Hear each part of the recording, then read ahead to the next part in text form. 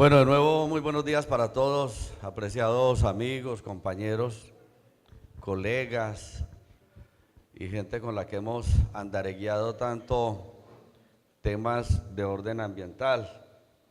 Pues yo celebro mucho la invitación que nos hacen los consejeros y es en buena hora por todas las situaciones, los cambios que se vienen dando en la perspectiva de las organizaciones ambientalistas. Después de tantos años, después de que en el 72, como lo refería Julián Rentería, nuestro consejero y amigo, tenemos que seguir haciendo resistencia. Y si bien reconocen los efectos de los modelos económicos de desarrollo, siguen acercándole a los mismos temas y seguramente con mayor agresividad que en el año 72, que no habían reconocido los efectos que se tenía por parte del modelo económico en el componente ambiental. Saludar a Ricardo Herrera, nuestro otro consejero, a Sigma, René, Julián Quintero, que están al frente organizando y encargándose de esta convocatoria. A ver, compañeros, yo quiero hoy referirme en este momento a unos temas que me parecen importantes. En la perspectiva que hizo la charla Julián Rentería, nos deja claro que existen diferentes percepciones de cómo abordar el tema ambiental. Y por eso se hablaba de una línea oficialista, que era una línea de gobierno que le hacía el coro a todo el modelo económico de desarrollo. Recordemos que Naturalia era financiado ¿por quién?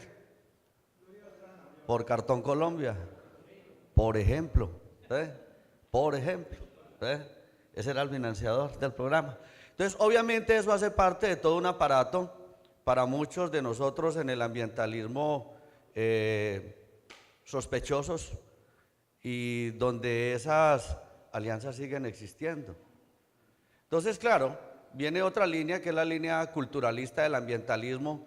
Por eso a mí me parece que esa charla que hoy aquí nos ha alimentado Julián Rentería, todos debemos tenerla, debemos rumiarla, porque ese es la esencia de lo que es esta línea del ambientalismo vallecaucano, del ambientalismo nacional, y hacemos parte de una línea ambiental planetaria que anda en el tema del culturalismo más que en el tema de la economía.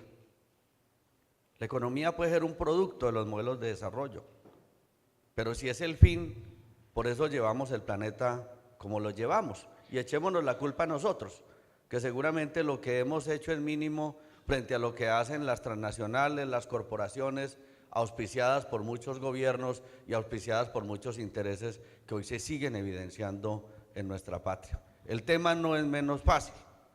Eso nos llevó a muchas cosas.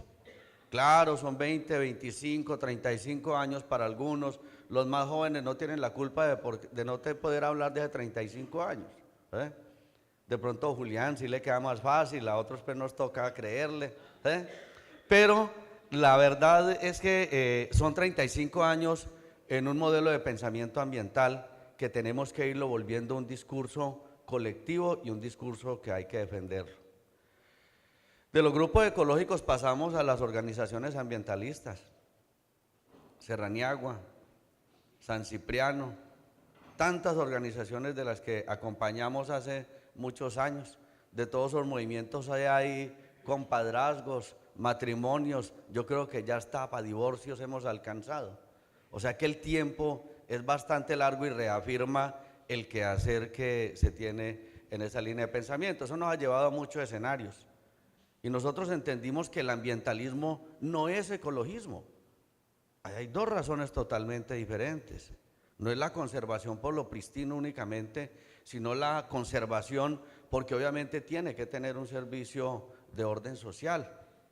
Nosotros queremos mucho a las asociaciones de usuarios de los ríos, pero tenemos discusiones profundas, ideológicas, frente a esos esquemas y el esquema que se fundamenta en la base comunitaria, que es lo que todos hemos querido trabajar en nuestra óptica. Hay una discusión que vale la pena hacerla y por qué somos diferentes. Porque es que la cuenca es importante no si la compran los ingenios. La cuenca es importante y la compran los ingenios para que la gente siga viviendo allí, y la oferta ambiental que hay allí es una oferta ambiental social, no un monopolio para la industria azucarera como es lo que hoy tenemos.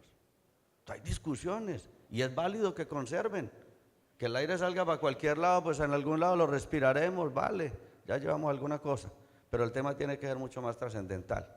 Eso nos hizo entender a muchos que teníamos que llegar también a espacios de decisión.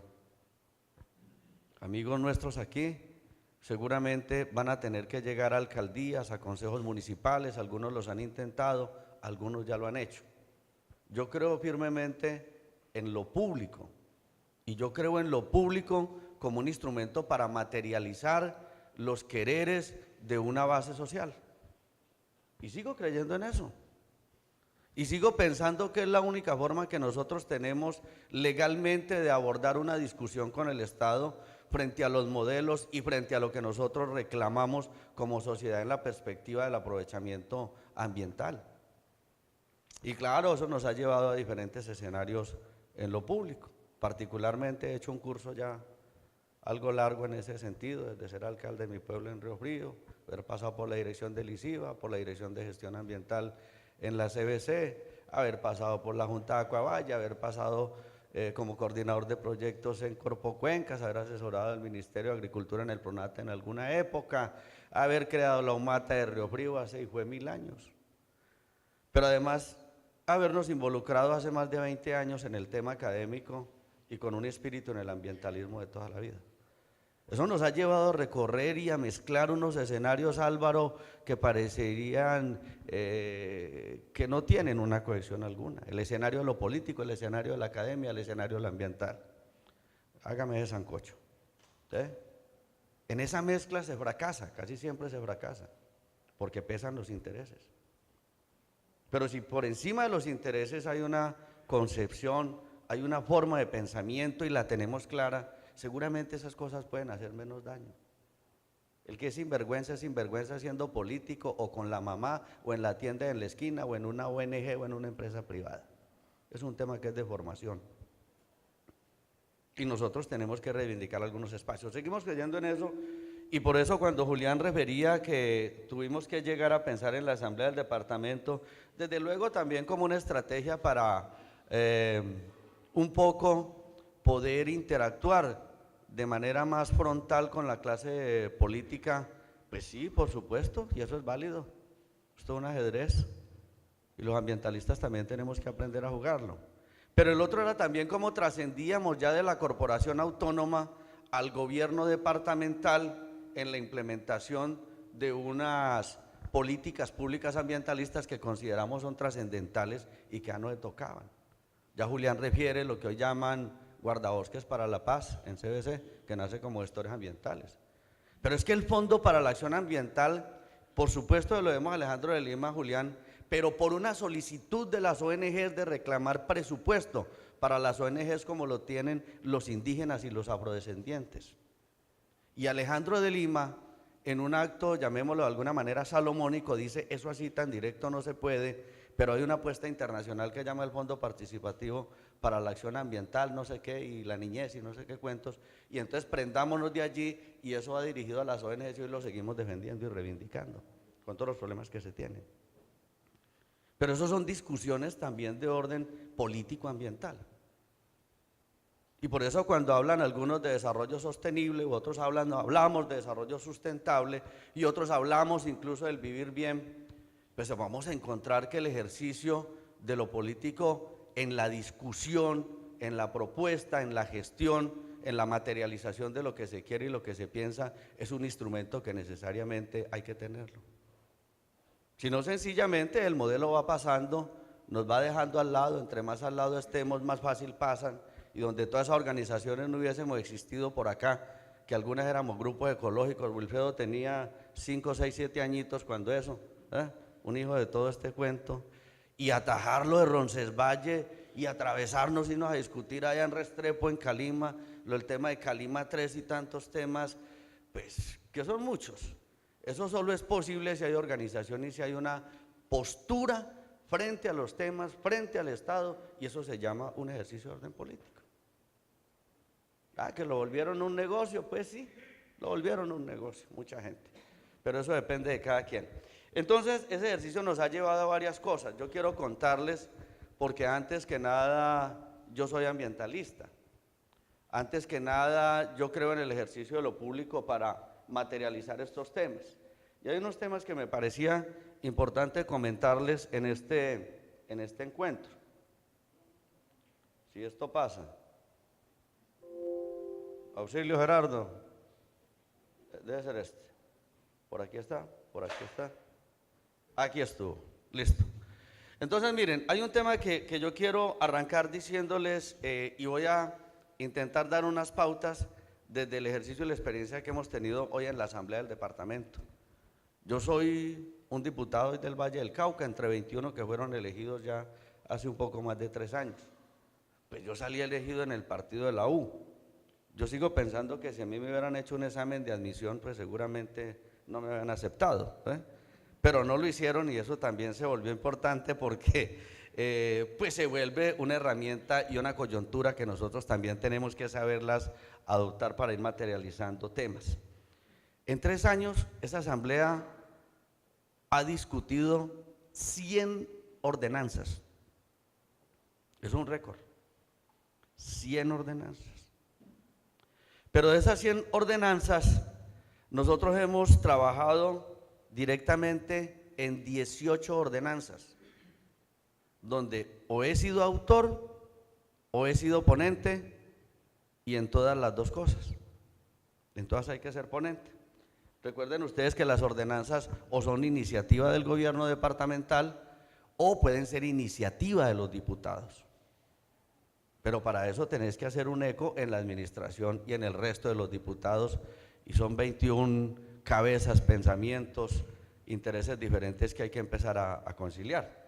De 118 hemos tenido que ver directamente, y de esas 18 hay 8 que las motivamos con el gobierno, y en otra hicimos autoría en compañía de algunos diputados, y en otra es solo autoría mía para sacarlas adelante. Y voy a pasar muy rápido por esta parte en eso de qué implica la ciudadanía. Mira, es que la ciudadanía implica un compromiso, y un compromiso con el ejercicio que se tiene en el entorno, que se tiene en el territorio. Y nosotros, dentro del ejercicio de la ciudadanía, hay muchas expresiones.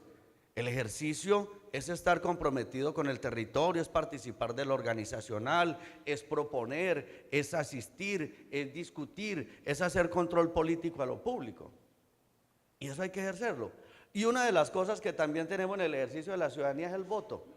No se remite solo al voto, se remite a un poco de escenarios de participación que nosotros tenemos que hacerlo. Y en esa se vota por diputados.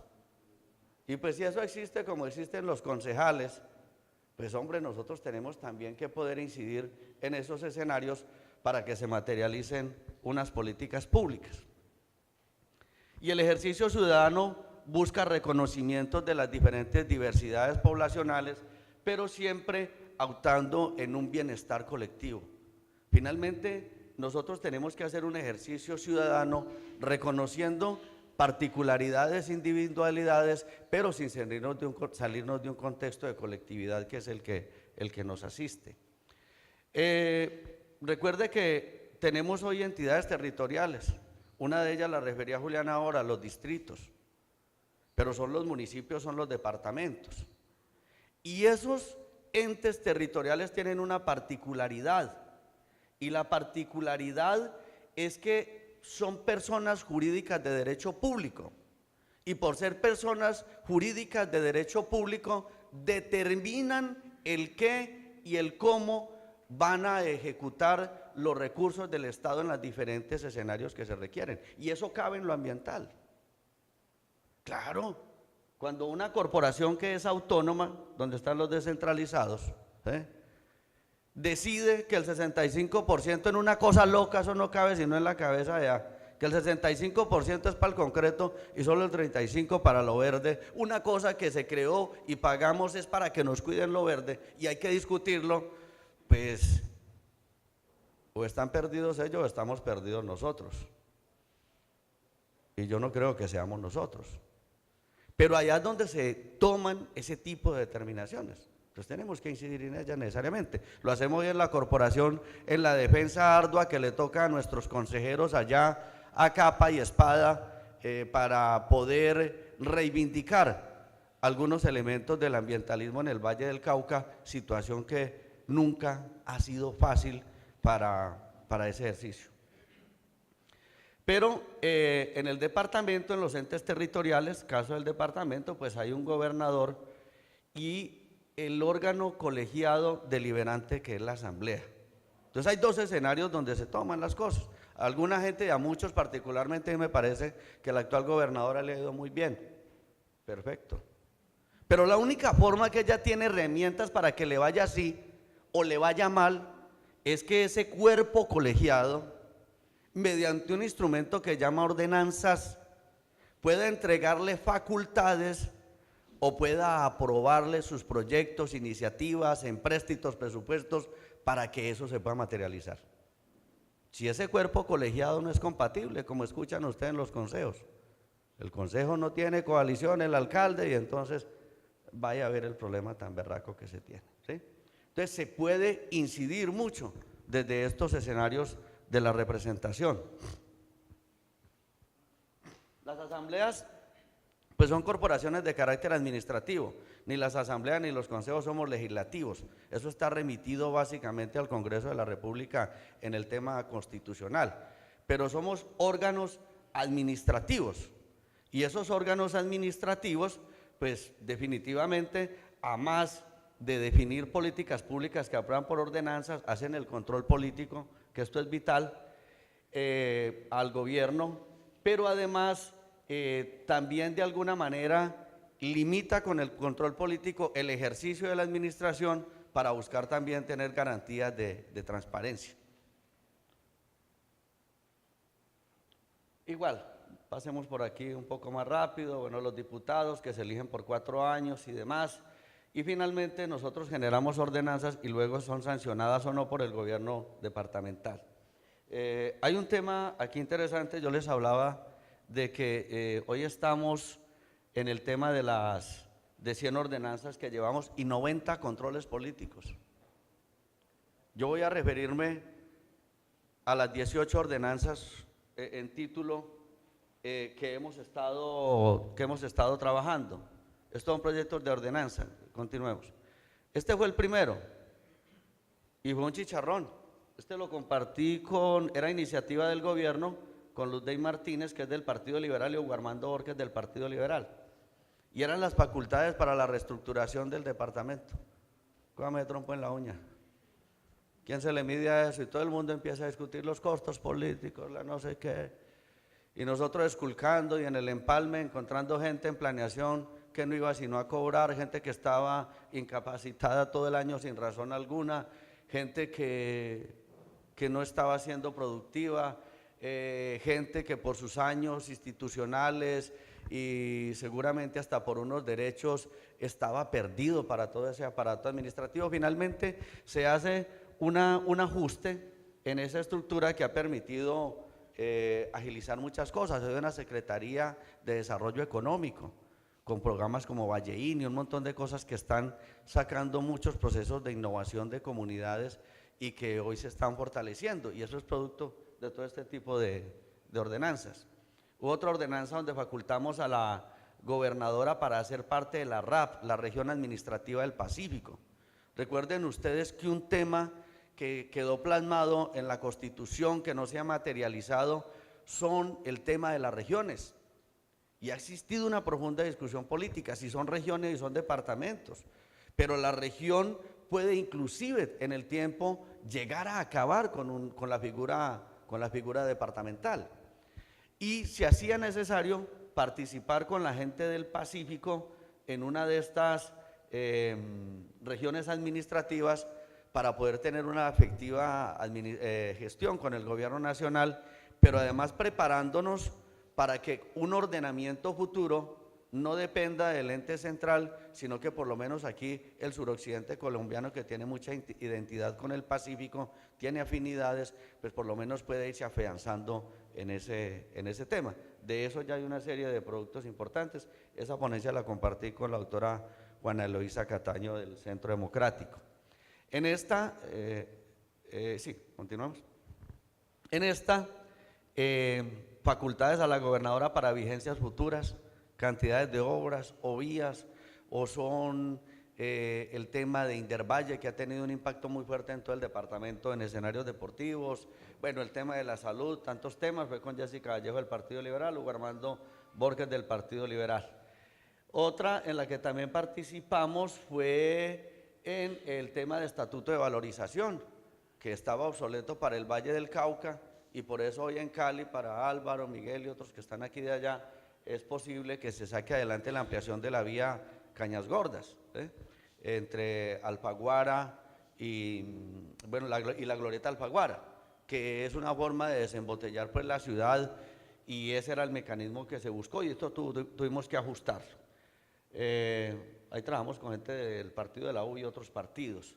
En esta, vigencias futuras ordinarias excepcionales. Ordinarias es lo que está dentro de los 4 años del gobierno. Excepcionales es cuando trasciende a otro gobierno, que esas son las más complejas y las más delicadas. Pero hasta eso hemos tenido que facilitar para que se hagan inversiones que realmente tengan trascendencia en el departamento. La otra, la entrega de un bien al municipio de Viges para construcción del tema de vivienda, lo compartí con el diputado del Partido Conservador, Eney de Rivas. El tema de compromisos para vigencias ordinarias excepcionales, que ya les hablaba de en qué consiste eso. Esta fue una muy importante, que además participamos de foros y de algunos talleres con la Oficina de Asuntos Técnicos, con la Secretaría de Asuntos Técnicos hoy, y es por medio de la cual se adopta como política pública el plan decenal para la población afrocolombiana, negra, raizal y palenquera del departamento del Valle del Cauca. Esta es una ordenanza realmente reciente, es de octubre, pero que tuvo una amplia discusión con las comunidades, con las organizaciones, y donde aquí se reivindican ya muchas diferencias y hay unos compromisos puntuales del gobierno con toda la parte técnica afrocolombiana. Esta tuvo que ver con la reestructuración de la Contraloría Departamental, también estuve como ponente de la misma. En esta trabajamos la implementación, en otras palabras, esto es llevar a una concesión el tema del tránsito en los municipios del Valle del Cauca que no tienen sus propias entidades, sus propias oficinas de tránsito. Entonces, eso amerita un orden, y aquí se va a generar esto mediante concesión, donde se espera pues que eso haga mucho más eficiente la movilidad y que disminuya pues unos índices altos de accidentabilidad que se tienen. Pero me quiero remitir a estas, y yo las he llamado ordenanzas verdes, para que nos identifiquemos de alguna manera. Y el primero fue la creación del Consejo Departamental de Política Ambiental y de Gestión Integral del Recurso Hídrico, el CODEPAR. Los que estamos en este medio ya hemos escuchado hablar del CODEPAR y ya hemos participado en algunos eventos, en algunos encuentros con ellos. ¿Por qué? Y en este del CODEPAR, miren una cosa, uno es ponente cuando el gobierno llega con un proyecto de ordenanza. El presidente de esa comisión puede nombrar ponente a cualquiera de los diputados que existen en esa comisión. Eso es discrecional del presidente.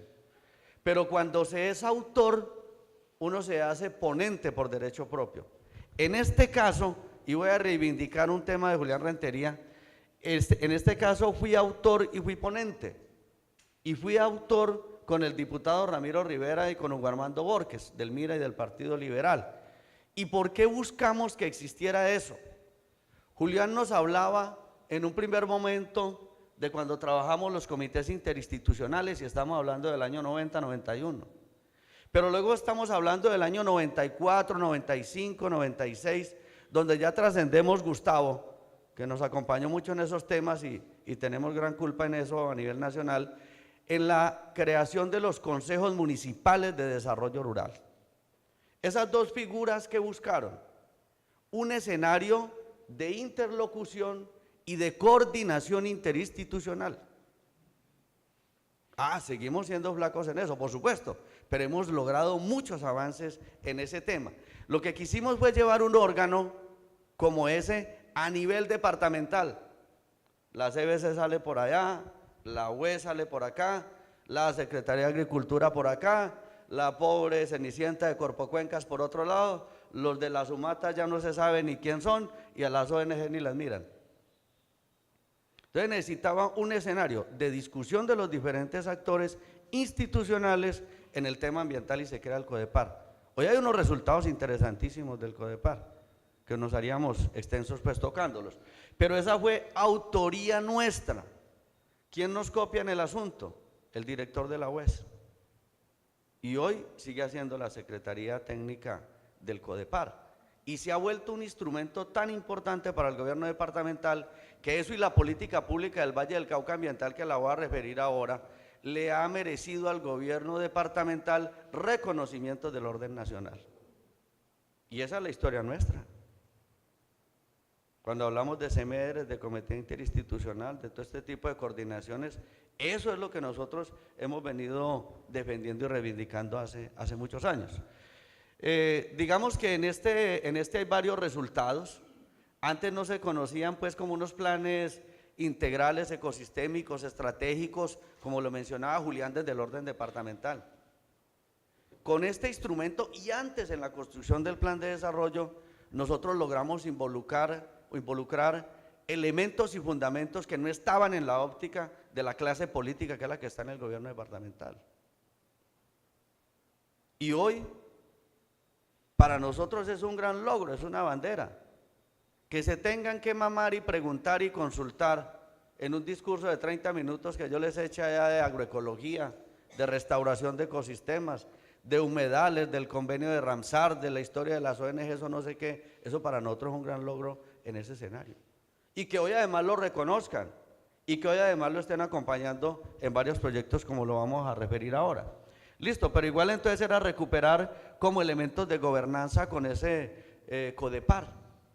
Claro, porque es la presencia coordinada de la institucionalidad en los territorios. Pero además también empieza a definir como órgano asesor que es del gobierno departamental una serie de políticas y estrategias donde hay unas inversiones hoy interesantes en restauración, en compra de predios, en inclusive alianzas público-privadas que se tienen para la recuperación de cuencas. Y eso todo se vuelve importante.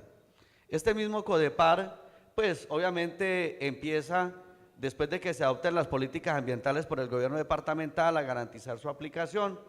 Y bueno, hay un escenario donde está compartiendo la CBC en esa secretaría, en la mesa técnica. Digamos que el CODEPAR es mucho más amplio, pero la mesa técnica están los de planeación de CBC, Vallecaucana de Aguas, Acuavalle, Secretaría de Medio Ambiente, la planeación de la misma gobernación, y son ya dialogando para poder generar inversiones en el Valle del Cauca.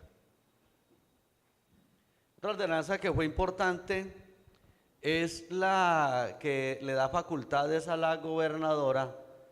Esta es la de la compra de predios, pero esta es la aplicación del artículo 111 ya en el departamento, el 1%. Allá no se tenían facultades para eso. La compra de tierra hace muchos años no se hacía al interior del departamento del Valle.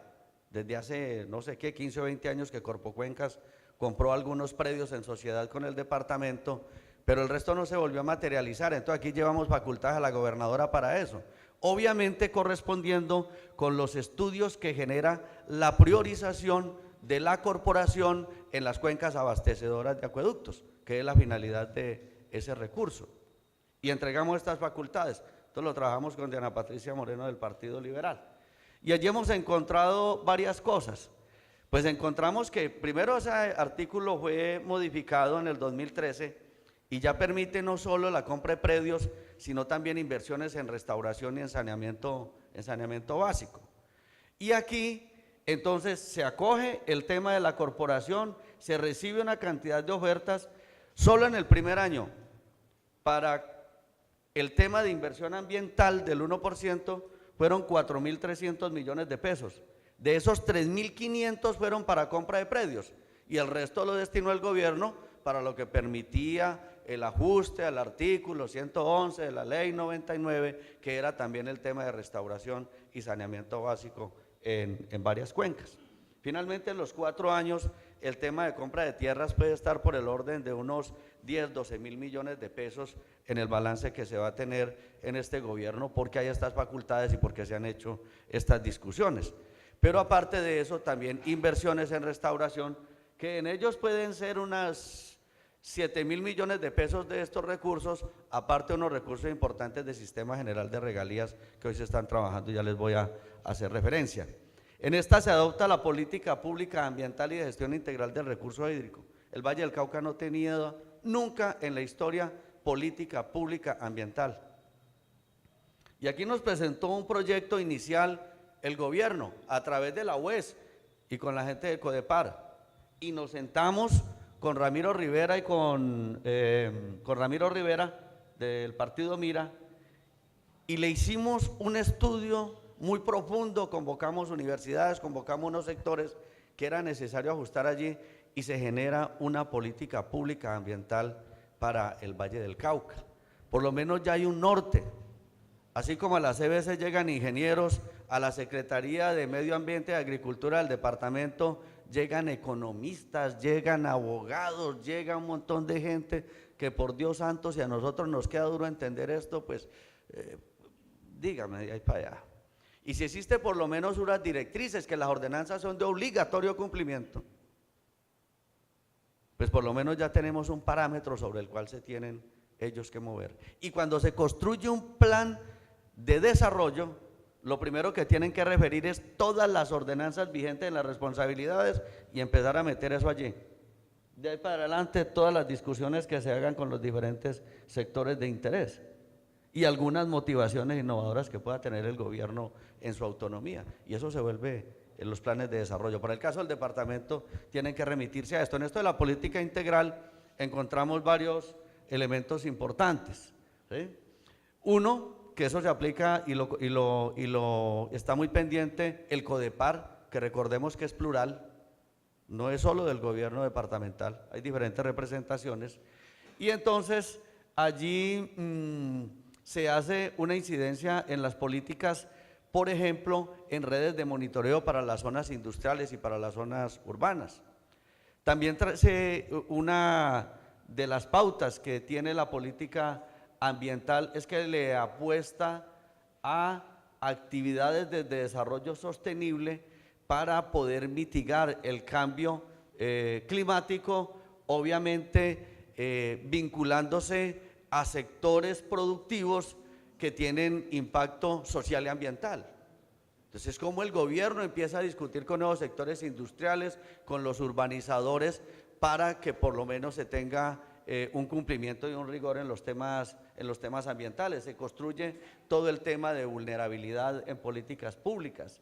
Se define una agenda en la política ambiental del Valle del Cauca para la producción más limpia, para la producción sostenible, los negocios verdes en el Valle del Cauca. Y hay un tema en el que he sido muy enfático, y es la necesidad de la construcción del plan de ordenamiento mineroambiental del Valle del Cauca. Y eso es una cosa estratégica. Los ambientalistas no podemos permitir que los mineros hagan el plan minero del valle. Nosotros tenemos que participar de eso. Por eso la estructura del plan minero ambiental. ¿Cómo dialogan esos dos criterios? Y cómo eso no se puede hacer en cualquier parte. ¿Qué es lo que pretende el gobierno nacional, por ejemplo, cuando creó el ANLA, la Agencia Nacional de Licencias Ambientales, para pasar por encima de las corporaciones y entonces los denominados proyectos de interés nacional que pase y acabe con lo que les dé la gana, y ya difícil entonces atajar la vía por Roncesvalles o el trasvase de Calima 3? Complicada nos la ponen. Pero obviamente este tipo de ejercicios, que también son legales, nos permite que eso se haga de una manera mucho más responsable. Estamos hablando de instrumentos que faciliten el acceso a tecnologías de aprovechamiento tanto en la parte industrial como en la parte de la producción agraria. Bueno, fortalecemos los municipios en el tema tecnológico, fomentamos los criterios de conservación y restauración ecológica, todos los elementos de que hablamos pues en el diálogo con la corporación: aislamiento, restauración, reforestación, agroecología, producción sustentable, los llevamos también a nivel del departamento. Actividades institucionales relacionadas con compensaciones por pérdida de la biodiversidad y demás en las obras de impacto que tenga el mismo gobierno departamental y el orden nacional. Continuemos. Aquí entonces aplicamos la ordenanza, se crea el Consejo Departamental de Política Ambiental de Gestión del Recurso Hídrico, que es el CODEPAR, y ya lo trabajamos. Pero se abre la posibilidad del financiamiento público-privado. Ustedes recuerdan que ahora hay una figura que son las APP, y lo están viendo para un poco de negocios en el orden nacional, seguramente en el Valle también.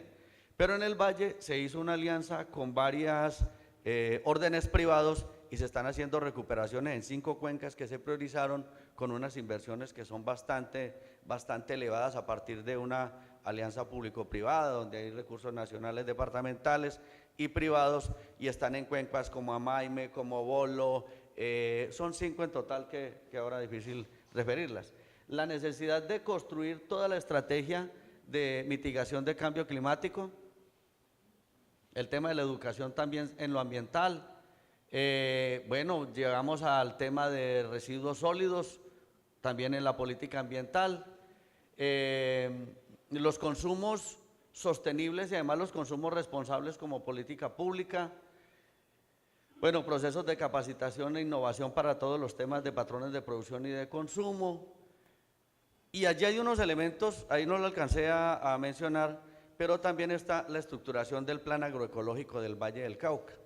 Pero el plan agroecológico es de la lectura que mencionaba Julián Rentería ahora. La agroecología como disciplina, no como un sistema productivo. Es más allá, es el comportamiento, es el quehacer, es la cultura, es el tema social, es el tema económico, son un montón de situaciones porque terminan reduciendo el concepto a si producimos con químicos o producimos con algunos biopreparados y eso realmente es una parte minúscula dentro de lo que es el concepto de la agroecología, que puede ser un instrumento transformador y que tenemos que seguirlo sosteniendo y resistiendo hasta que el momento que la sociedad lo requiera. En se modifica una ordenanza, y lo quise traer aquí, esto fue muy simple, pero fue modificar la ordenanza de la política ambiental, porque tuvo que objetarla la gobernadora. ¿Por qué la objetó?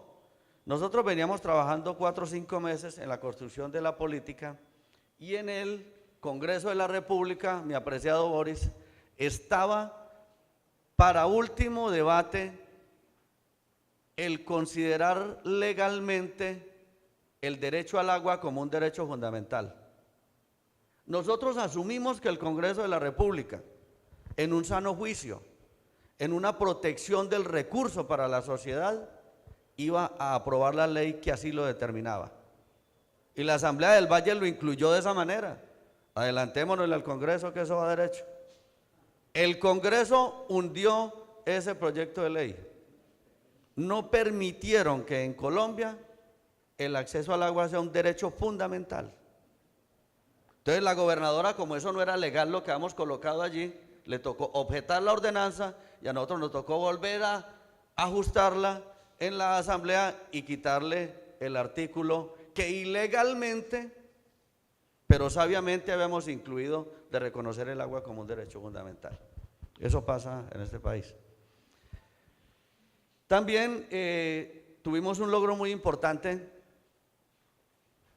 Gustavito Ramírez, y esto tiene un sentido. Yo fui autor y fui ponente, solo lo hice en la Asamblea con unos equipos muy grandes que ahora los voy a mencionar, y fue el lograr declarar como patrimonio genético, social y económico del Valle del Cauca la raza criolla de ganado bovino Artón del Valle.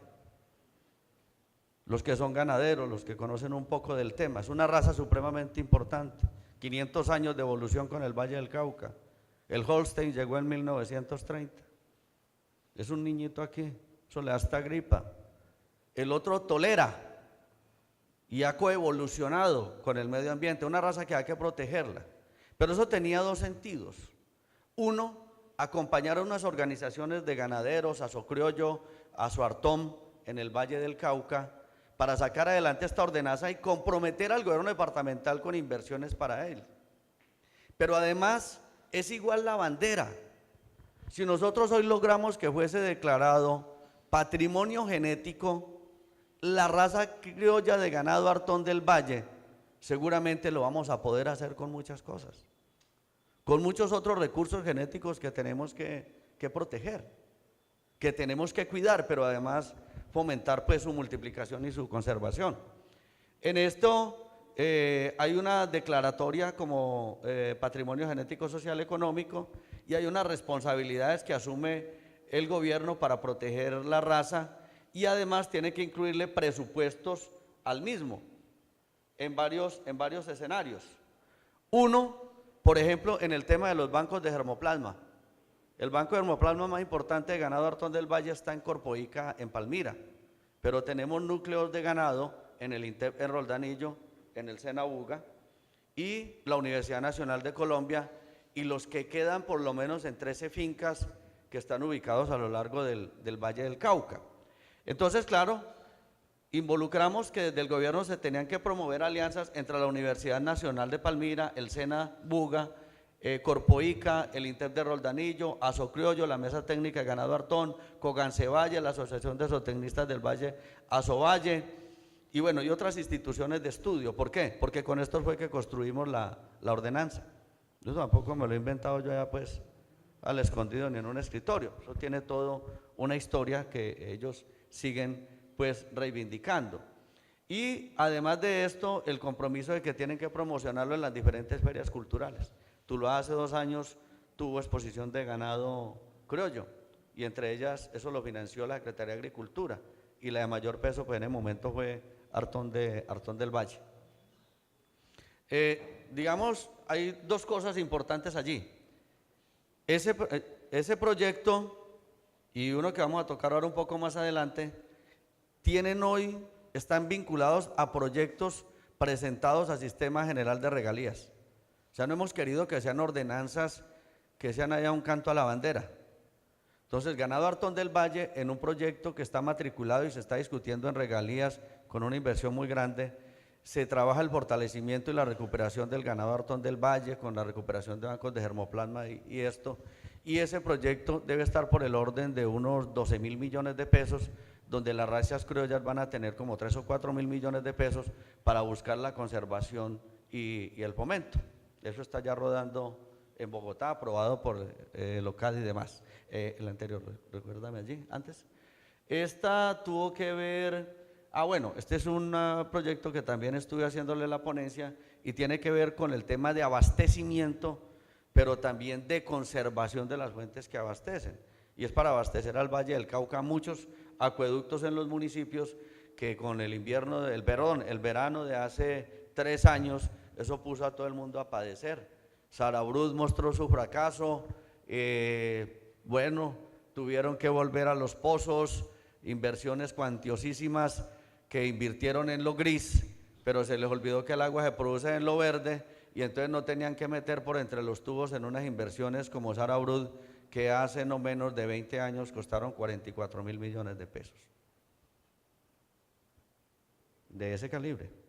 Nunca entendieron que tenían que proteger la microcuenca de Platanares, del río Pescador, y ni siquiera han cumplido con las obligaciones de la licencia ambiental. Pero bueno, esa era la importancia de eso. Entonces, aquí lo que hemos buscado, ¿por qué me involucro en eso? Porque yo les estoy diciendo a ellos, por lo menos el 50% del costo de la infraestructura que se haga en abastecimiento de acueducto tiene que ser la cifra que se invierta en la conservación de la cuenca. Ustedes no pueden seguir invirtiendo miles de millones de pesos en tubos, en cemento y por entre el tubo ¿qué va a llevar? Si ya tenemos ejemplos claros. Entonces esa es la discusión que estamos haciendo con ellos. Y hay esta que es la que termina el tema del sistema departamental de áreas protegidas. y se adopta en el gobierno departamental. Julián lo refería aquí. Y con todo el equipo que ha trabajado y que hace parte del SIDAP, estuvimos en cantidad de conferencias, de discusiones, construyendo nosotros mismos el proyecto de ordenanza para el gobierno departamental y se logra que sea adoptado el sistema departamental de áreas protegidas, ¿sí? Y claro, ya sabemos para qué sirve, cómo en la interacción con los diferentes actores trabajamos en elementos de conservación, pero cómo a partir de allí se materializan unas políticas públicas que vayan hilando con lo internacional, con lo nacional, con un montón de tratados y de cosas que hoy tenemos en el país y lo fundamentamos en unos principios fundamentales, pues como el respeto a la vida, la participación y demás. Hay cosas importantes. El SIDAP se ha movido básicamente en la cualificación de los actores relacionados para una participación efectiva. Allá hay una gran cualificación, pero reconocen el intercambio de saberes, pero hay reflexión en el uso del territorio, pero obviamente interactúan con los escenarios locales y departamentales. Continuemos.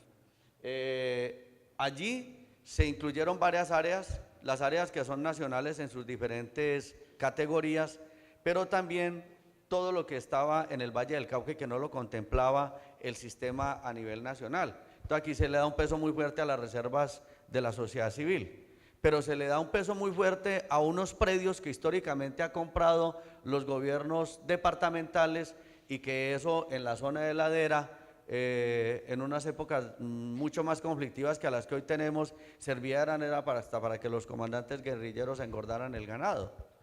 Y eso a nadie se le medía ir a cuidarlo. Y por eso el Estado le mamaba tanto gallo a comprar predios, porque eso Paco lo cuidaba. Nunca entendieron que lo podían hacer con las mismas comunidades o con las organizaciones de base comunitaria como las que asisten hoy acá. Entonces, claro, se retoman todos estos elementos, continúa, y hoy en el SIDAP tiene una gran base en su participación. Actores privados, actores de la sociedad civil, que hicimos que en todo allí tenga que aparecer el tema de las ONGs, y se busca que se llegue a los niveles locales con los sistemas municipales de áreas protegidas para tener una serie de conectividades. Es importante decirles algo. Para el próximo año viene una ordenanza muy trascendental para el Valle del Cauca y es el Plan de Ordenamiento Territorial Departamental. Es la primera experiencia a nivel nacional. Esos planes no existen. Entonces hicimos un laboratorio, llevamos todo este año trabajando en ese tema.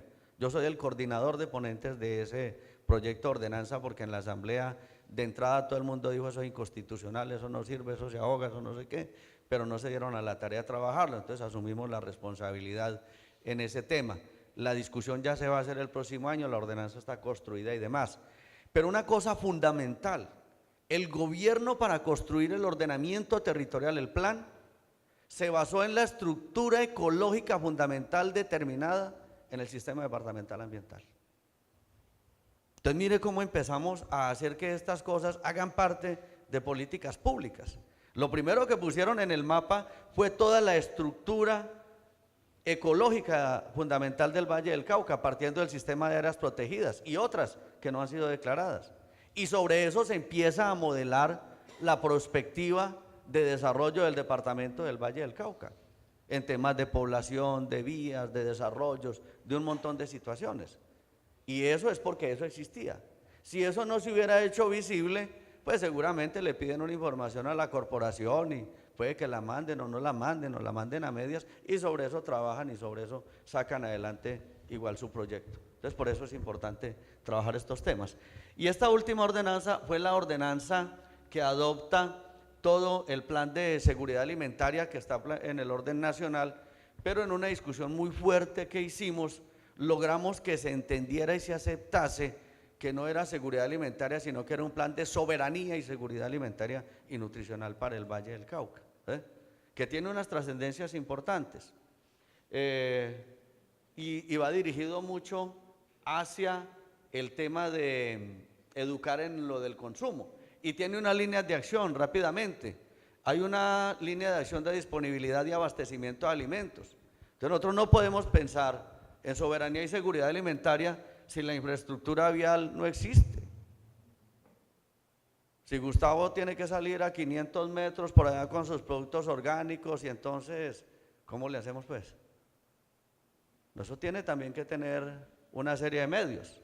Pero ¿cómo eso tiene que obedecer a una planificación rural agropecuaria? Que ahora les muestro un instrumento que hicimos crear y que va a empezar a funcionar el próximo año en el departamento, que es un observatorio agropecuario. Unos programas y proyectos y alianzas para la parte productiva que implique a los pequeños productores.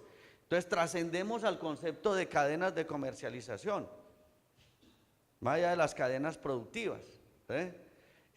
Los bancos de germoplasma, los incentivos económicos y financieros para el tema de la producción sostenible de agropecuaria, el fortalecimiento de los sistemas tradicionales, los mercados de plaza, los mercados agroecológicos, los mercados campesinos, los mercados móviles.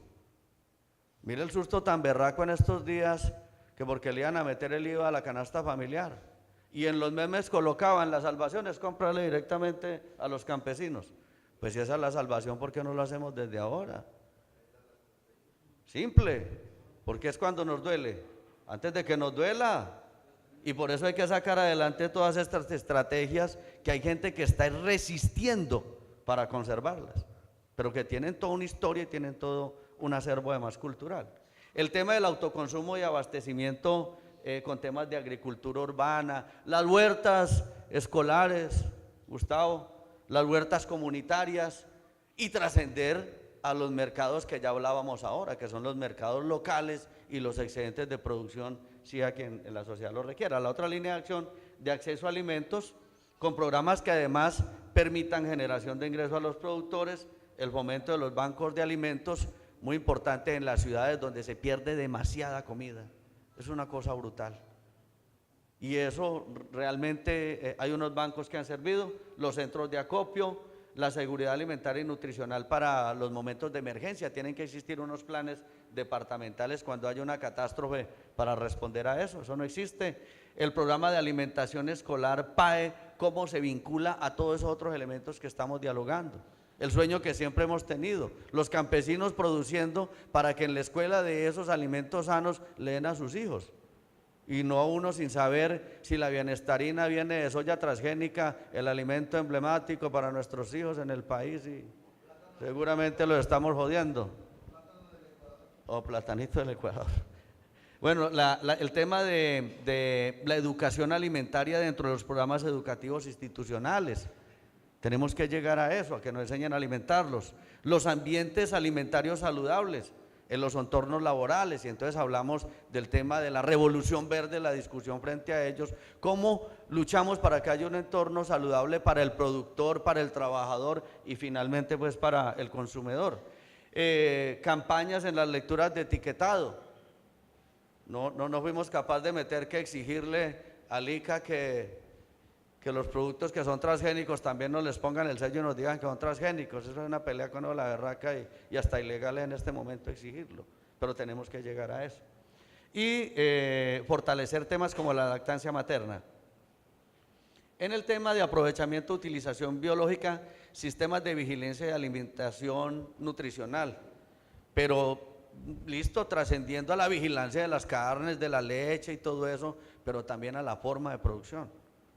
Entonces estamos discutiendo cómo ustedes garantizan que allá pues un tipo no nos va a matar echándole veneno a eso hasta en la mañana y por la tarde porque cayó un aguacero y se asustó.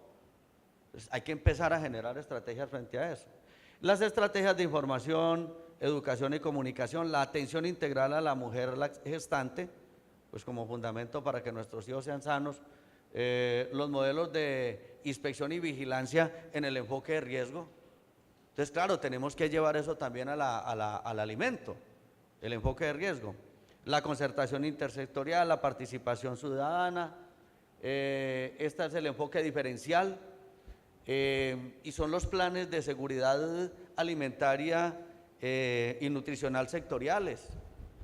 Los indígenas no tienen por qué alimentar como todo el mundo, los afros no tienen por qué alimentar como todo el mundo. Los indígenas en Vera se alimentan diferente a los indígenas Nasa, eso hay que reconocerlo. Inclusive en los programas de educación de alimentación escolar, que hoy se está trabajando con indígenas, estamos ya reconociendo las minutas diferenciales. Y esos son logros que se tienen por el plan y se tienen por discusiones al interior de la Secretaría de Asuntos Técnicos, que lo ha logrado entender este gobierno y ojalá logremos conservarlo. Y en eso ha tenido que ver mucho un antropólogo que muchos aquí queremos y lo conocemos, que es Carlos Valencia. El único que ha podido entender a ellos que eso es diferente. Y ni que todos los indios son iguales, ni todos los afros son iguales, ni los mestizos todos somos iguales, sino porque el sonsonete. Listo. Y entonces también los proyectos de conservación de la gastronomía, así como es la alimentación paisa, pues aquí hay un montón de expresiones enormes que hay que conservarlas gastronómicamente. Si conservamos el plato, conservamos la necesidad de la producción. Así, deje que aparezca la bandeja paisa y que te pones a hacer con los frijoles y los plátanos. Deje que desaparezca el sancocho. Entonces hay que hacer un reconocimiento de las gastronomías locales, lo del Pacífico, lo de la zona andina, lo de los valles interandinos, lo de las poblaciones que han migrado y que son los que han nutrido el plato. Si el plato existe gastronómicamente, existe la necesidad de la producción. Si no, la cosa va a ser mucho más compleja. Hay proyectos productivos para mujeres víctimas y demás. Transversalidad institucional, bueno, proyectos productivos y demás. Seguimos. Digamos que hasta allí son cosas que les quiero contar. Importante es que hoy hay inversiones en todos los proyectos de ordenanza que hemos estado trabajando. Seguramente en algún momento con mayor detalle podemos sentarnos a hablar de la diferencia en los últimos 10 años de las inversiones solo en el tema ambiental. Y nos sorprendemos de lo que se está haciendo. Tenemos una limitante en la gobernación, la misma que hay en la CBC, la misma que hay en los descentralizados en el gobierno nacional, ese famoso 092, que evita que se den los convenios de asociación y de cooperación del Estado con ONGs y con fundaciones. ¿Y por qué lo evita? Porque le pone unas talanqueras que no se es capaz de superar. Cuando usted le dicen el 30% Bolívar detrás de Santander para financiarle el proyecto, pues si tuviéramos el 30% no les pedíamos, con el 30% hacemos lo que ustedes con el 100%. Al fin y al cabo el 30 y pico se va a ir en descuentos y no sé qué cosas. No tiene sentido, pero es un debate que hay que seguirlo dando. Julián lo ha hecho muy bien en el Consejo Directivo de la CBC y se han asesorado para el tema, pero eso a nosotros no nos puede menguar, porque es que las organizaciones ambientalistas no nacimos para ejecutar un proyecto, eso nos apareció en el camino y gloria a Dios, pero nacimos inclusive como grupos ecológicos, pidiéndole 3 palitos a la CBC para el 12 de octubre irnos a sembrarlos en alguna cuenquita, o para irnos con unos peladitos a mostrarles dónde nacía el agua. Y ahora nos vamos a asustar porque no tenemos plata para eso. Los del problema son ellos, que además no saben ni cómo gastársela. Y cuando hacen las grandes ferias a nivel nacional y a nivel internacional, ¿a quienes invitan a mostrar como los proyectos de mayor éxito? ¿A los ingenieros que hicieron las obras con el 65%? ¿O a las ONGs del Valle del Cauca? Y ahí sí sacan pecho. Claro, nos reconocen para poder ser reconocidos en ese momento. Pero cuando no, como fue el reclamo hoy acá, nos quieren someter en la misma talega de los socios de Odebrecht, seguramente para distanciarnos de las ejecuciones, donde nosotros ni tenemos la culpa y seguramente lo hemos hecho mejor. Yo no sé si ustedes sumaron esa tablita de fondo participativo para la acción ambiental, una lucha de 18 años. Eso ahí yo creo que iban más de 40.000 millones de pesos. Pero ¿con quiénes no trabajamos proyectos de Ecofondo? ¿Con quiénes no trabajamos en algún momento los recursos de Acuavalle? Los recursos de Corpocuencas hoy en liquidación, en un absurdo. Pero lo están matando el 092. Entonces hay una gestión muy grande en temas de lo pragmático ambiental de las ONGs.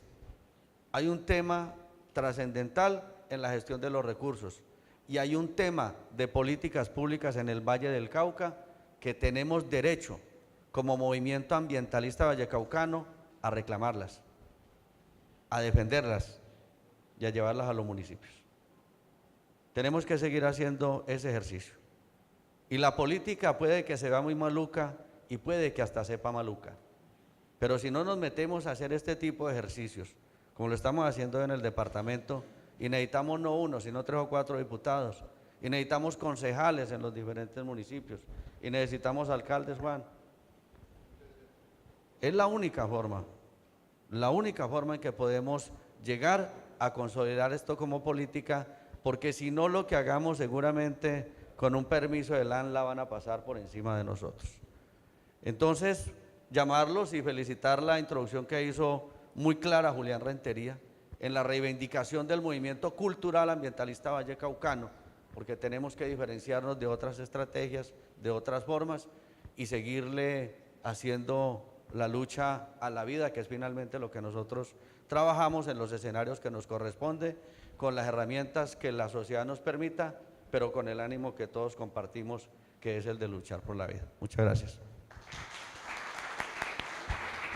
Muy bien.